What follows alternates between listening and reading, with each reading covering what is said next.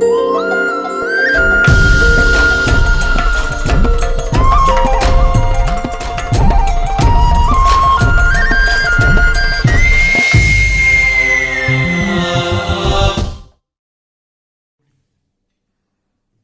दुनिया में संगठन बनाने की होड़ लगी हुई है, तब भारत के प्रसिद्ध विचारक श्री बजरंग मुनि जी संगठनवाद को समाज के लिए खतरा मानते हैं और सिद्ध भी करते हैं। कहा भी गया है, संघे शक्ति कलौ युगे, तो संघ शक्ति के रूप में कलयुग की अवधारणा की जाती है। और मुनि जी उसको इस तरह के संगठन को जो अधिकार के लिए बनाया जाता है वह समाज विरोधी मानते हैं और उसकी कोई आवश्यकता नहीं समझते। आज उसी पर मुनि जी का लाइव आ रहा है, आप प्रश्न कर सकते हैं, चिंतन कर सकते हैं और विचार कर सकते हैं।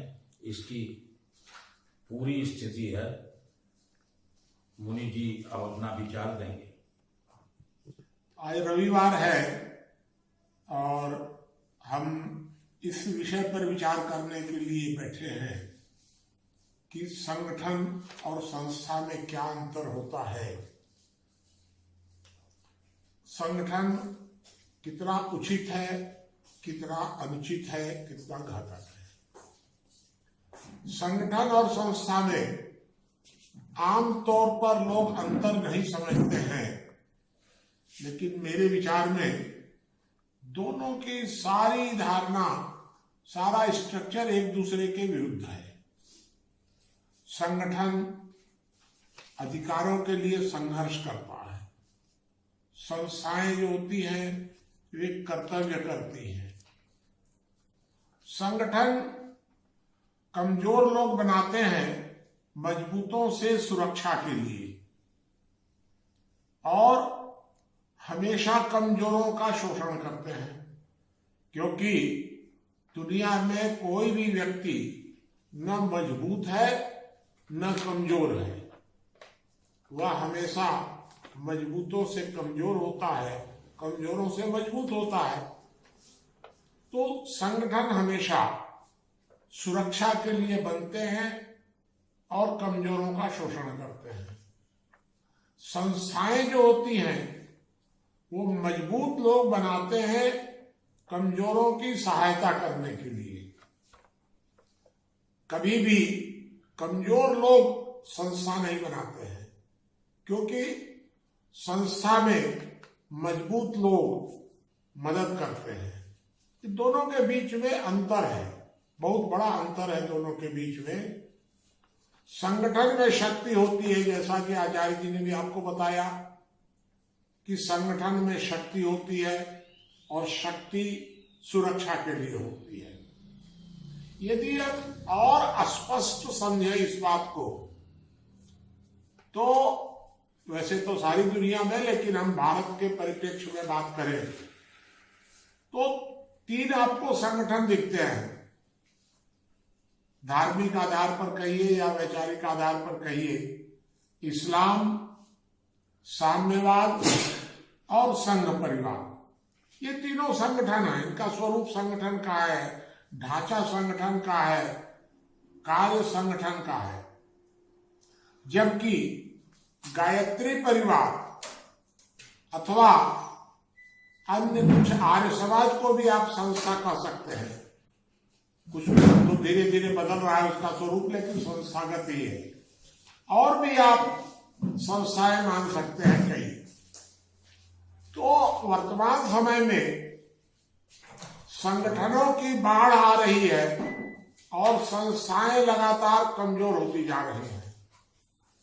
संस्थाएं बन भी नहीं रही हैं, कुछ संस्थाएं भी एनजीओ के नाम पर व्यापार करने लगी हैं, यह एक अलग बात है। लेकिन संस्थाएं कमजोर हो रही हैं और संगठन लगातार आपको गली गिली में कुकुर मुत्ते के तरीके संगठन बनते जा रहे हैं। प्रश्न उठता है कि संगठन बढ़ते क्यों हैं। जब राज्य सुरक्षा और न्याय छोड़कर अन्य कार्य, सारे संस्थागत कार्य करने लग जाए, राज्य एक संगठन होता है, संस्था नहीं होती है राज्य। राज्य हमेशा मजबूतों से कमजोरों की सुरक्षा के लिए बनता है, लेकिन राज्य जब सुरक्षा न दे तब आम लोग अपनी सुरक्षा के लिए संगठित होते हैं। तो राज्य की असफलता के कारण संगठन बढ़ने लग जाते हैं। इसका मतलब यह हुआ कि अगर किसी देश में संगठनों की बाढ़ आ रही है तो कहीं न कहीं उसका कारण है राज्य की असफलता। भारत में साफ दिख रहा है कि हमारी जो राज्य व्यवस्था है, स्वतंत्रता के बाद लगातार वो पश्चिम की आंख बंद करके नकल करती रही और वो यहां सुरक्षा और न्याय छोड़ करके बाकी सब काम करती रही। लोग अपनी सुरक्षा के लिए क्या करें, तो लोग संगठनों की शरण में चले जाते हैं, संगठित हो जाते हैं, क्योंकि संगठन में शक्ति है। तो सुरक्षा के लिए संगठन बनते हैं और जब संगठन मजबूत होते हैं तो वो असंगठितों का शोषण शुरू कर देते हैं। तो आज भारत में संगठनों की जो बाढ़ आई हुई है, इसका मुख्य कारण है राज्य द्वारा अपने दायित्व पूरे नहीं करना और संस्थाओं के जगह पर कार्य करना, सेवा कार्य करना, शिक्षा देना, स्वास्थ्य देना और सारा काम राज्य करने लग जाता है। शराब बंद करना, जुआ रोक दो, वैश्यावृत्ति रोक दो, समाज का काम राज्य करने लग जाता है और राज्य का काम समाज को करना पड़ता है। वो संगठन के रूप में सामने आता है। अगर किसी भी देश में संगठन यदि ज्यादा होंगे तो उसके दुष्परिणाम भी सामने आएंगे ही। कई दुष्परिणाम आते हैं। राज्य हमेशा संगठनों को प्रोत्साहित करने लगता है, क्योंकि संगठनों के माध्यम से राज्य को मदद मिलती है। तो राज्य संगठनों को प्रोत्साहित करता है, संगठन राज्य को प्रोत्साहित करता है और ये दोनों समाज के लिए एक तरह का खतरा बन जाते हैं। जब संगठन बढ़ते हैं तो समाज में हिंसा बढ़ती है, क्योंकि संगठन शक्ति का प्रतीक होता है। संगठन जब बढ़ते हैं तो विचार मंथन बंद हो जाता है।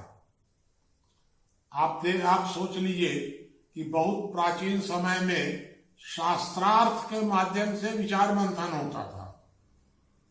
अब क्या हो रहा है, शास्त्रार्थ बंद हो गए, अब शस्त्रार्थ होने लग गए। घर घर में, परिवार तक बल प्रयोग के आधार पर निर्णय हो रहे हैं।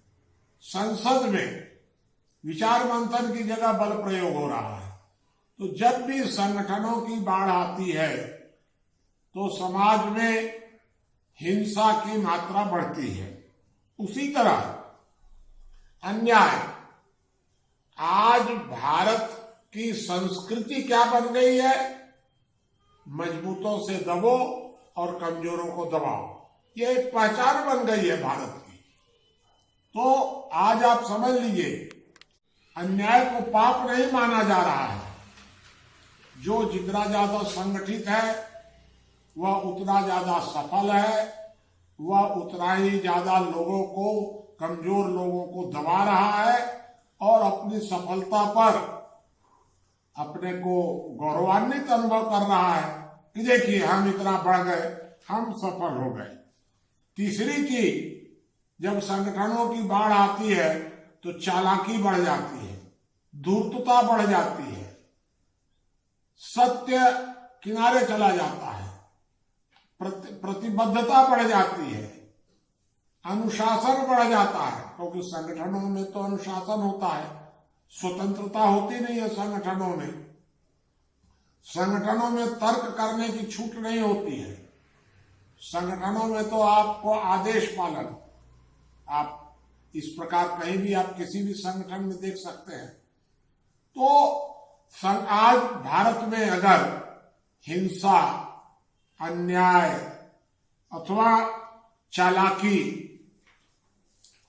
भी जबत कहिए, धूर्तता कहिए, अब धीरे धीरे अगर इन सब की वृद्धि हो रही है तो इन सब का कारण है भारत में संगठनों का बढ़ना। अब इसका समाधान क्या है? अगर संगठनों को रोक दिया जाए तो लोगों को सुरक्षा कहां से मिलेगी? अगर संगठनों को बढ़ने दिया जाए तो समाज में यह हिंसा, अन्याय, असत्य, चालाकी, धूर्तता, शराफत की रक्षा कैसे होगी? ये बहुत अहम प्रश्न है। तो इसमें हमें 2 दिशाओं में काम करना पड़ेगा। पहला, हमारी राज्य सरकारें अर्थात जो हमारी सरकारें हैं भारत में, ये हमारी सरकार सुरक्षा और न्याय की गारंटी दे। संस्थागत कार्य छोड़ दे, उसका काम शिक्षा देना, शराब बंद करना उसका काम नहीं है। सुरक्षा और न्याय दे। और दूसरी ओर हम समाज में एक जागृति फैलावें कि संगठन सामाजिक व्यवस्था के लिए समाधान नहीं है, ये तो समस्या है। संगठनों को छोड़िए, संस्थाओं की ओर बढ़िए, संस्थाओं का सम्मान कीजिए। इस तरह से हम अगर 2 दिशाओं में अपने विचार को आगे ले जाएंगे तो संभव है कि हम समाज के लिए कुछ नया मार्गदर्शन दे सकेंगे, कुछ हितकर कार्य कर सकेंगे। आपसे निवेदन है कि इस संबंध में आप जो भी प्रश्न करना चाहें वो प्रश्न करिए, जिससे यह विषय और स्पष्ट हो सकेगा।